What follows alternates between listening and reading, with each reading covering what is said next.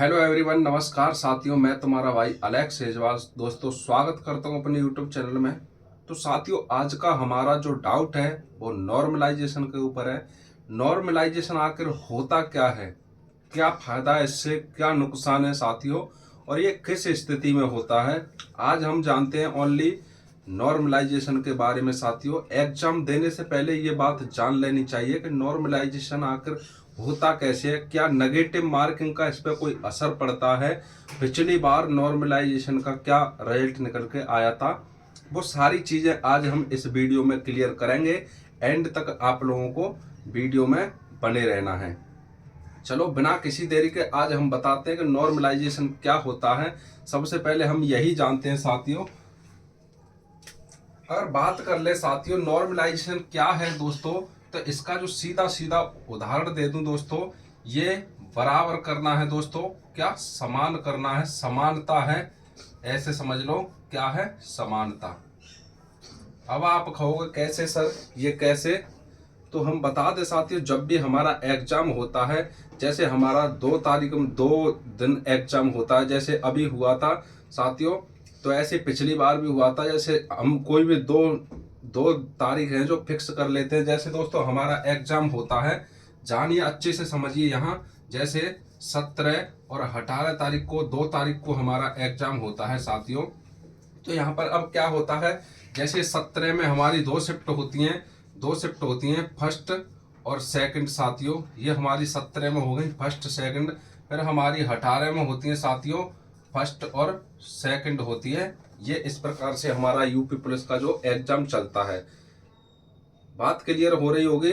और आगे बताते हैं इसमें फिर होता क्या है साथियों। जैसे हमें पता है कि हमारा जो 17 तारीख का एग्जाम है साथियों, 17 तारीख का एग्जाम है, ये आ गया इजी एग्जाम, आ गया इजी, आ गया दोस्तों, क्या आसान एग्जाम आ गया। तो इसमें जो छात्र बैठे हैं साथियों, वो क्वेश्चन करके आ रहे हैं हमारे कितने, 105 प्लस क्वेश्चन हमारे करके आ रहे हैं सभी छात्र। इसमें क्या है साथियों, ये उसी तारीख का सेकंड पेपर थोड़ा टफ आ गया और इसमें सभी लोग 85 क्वेश्चन करके आ पा रहे हैं। ये हमारा क्या होता है साथियों, ये हमारा जैसे फर्स्ट शिफ्ट सरल हो गया और उसी तारीख का सेकंड शिफ्ट हमारा कठिन हो गया।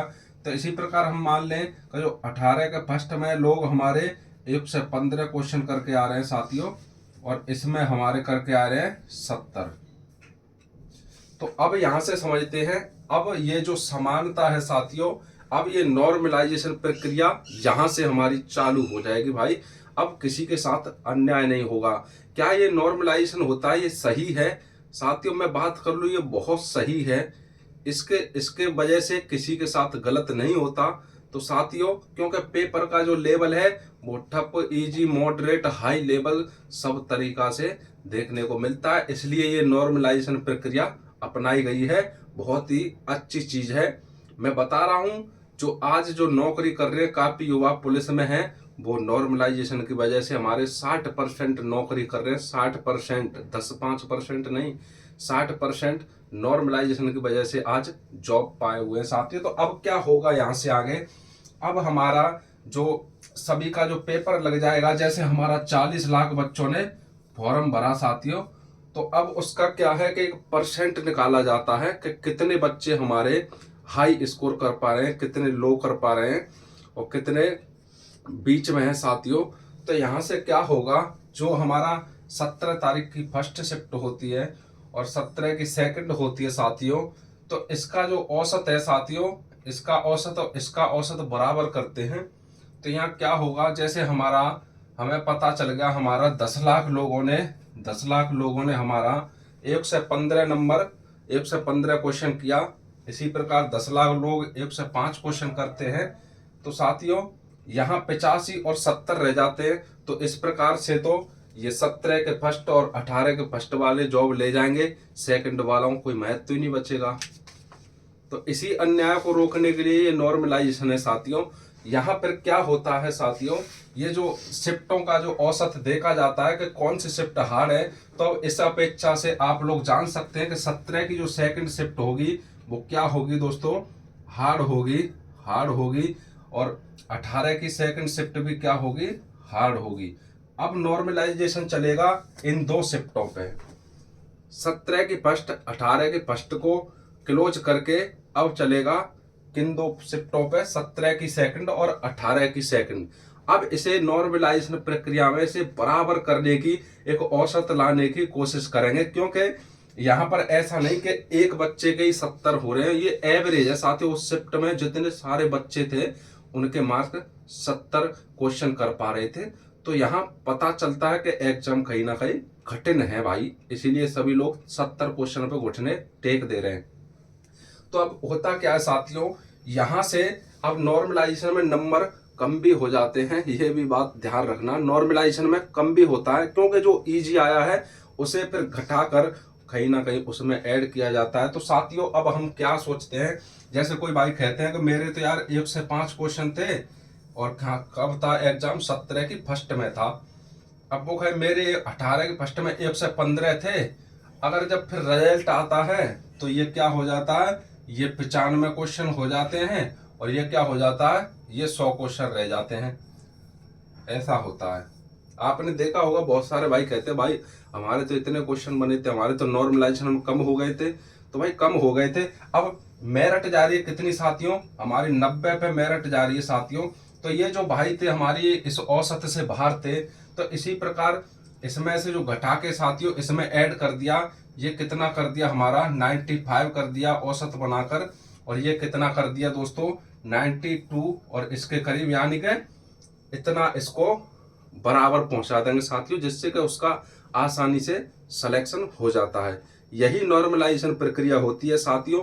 इसमें बस शिफ्ट देखी जाती है कि किस शिफ्ट में कितने अभ्यर्थी कितना स्कोर कर पा रहे हैं, जिसमें कम है साथियों उसे बराबर किया जाता है। तो यहाँ देखते हैं साथियों 85 के 95 कर दिए, 1 से 5 वाले के भी 95 कर दिए, क्योंकि यहाँ एग्जाम क्या था दोस्तों, सरल था और यहाँ एग्जाम हार्ड था। इसी प्रकार 1 से 15 वाले के 100 कर दिए और 70 वाले के कर दिए दोस्तों 90 प्लस कर दिए। तो क्या सिलेक्शन सभी का हो गया, क्या सिलेक्शन सभी का हो गया।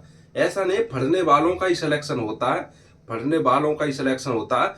उम्मीद करते हैं कि सभी भाइयों को अच्छे से क्लियर हुआ होगा। ये 70 क्वेश्चन दोस्तों जो इस शिफ्ट में है ये लाना बहुत कठिन है, ये इतना आसान नहीं है। ये 70 क्वेश्चन इन 1 से 15 के लगभग ही हैं। जब पेपर कठिन आता है साथियों को वहां पर सारा दिमाग खराब हो जाता है और समय बहुत कम होता है। 2 घंटे में 1 से 20 मिनट में 150 क्वेश्चन करने होते हैं, तुम जानते हैं यूपी पुलिस में। अब चलो नेक्स्ट मुद्दा देख लेते हैं। ये तो आप लोगों के समझ में आ गया होगा। मेरा कहने का मतलब यही है, इसे छोड़ो कि शिफ्ट का जो आंकड़ा निकाला जाता है साथ ही जिस शिफ्ट में क्वेश्चन कम है उसे बराबर किया जाता है, बस यही है समानता। नॉर्मलाइजेशन एक समान होते हैं दोस्तों, दोनों नॉर्मलाइजेशन का अर्थ ही समानता होता है। आप समझ रहे होंगे मैं क्या कहना चाह रहा हूं। चलो नेक्स्ट मुद्दा देख लेते हैं। नेक्स्ट टॉपिक आता है साथियों, नेक्स्ट टॉपिक हमारा आता है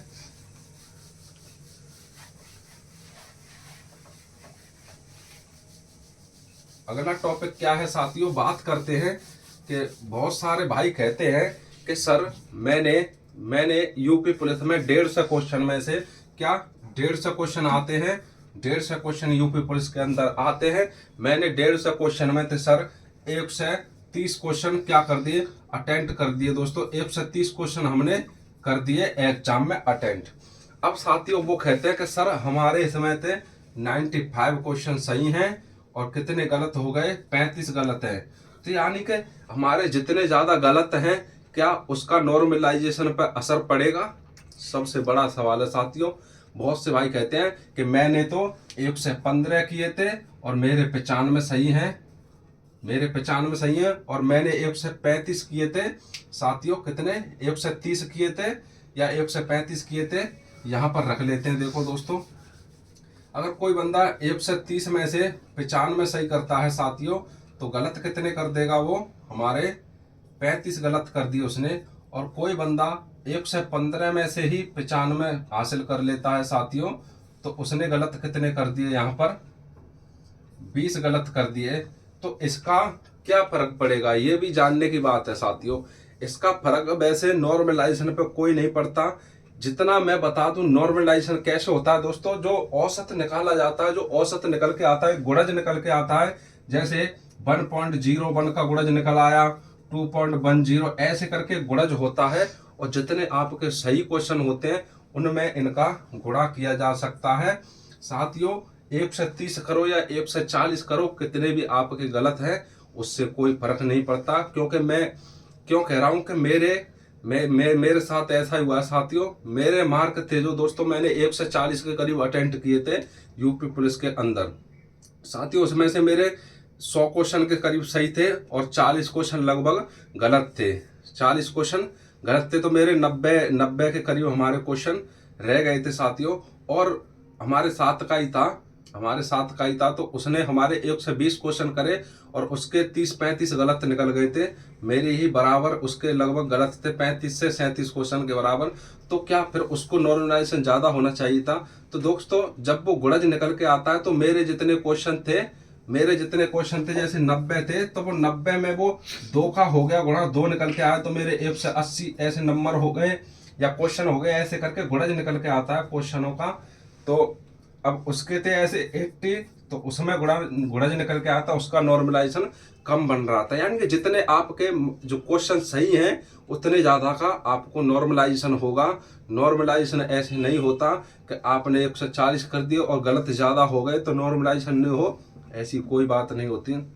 ये बहुत बड़ा मुद्दा है।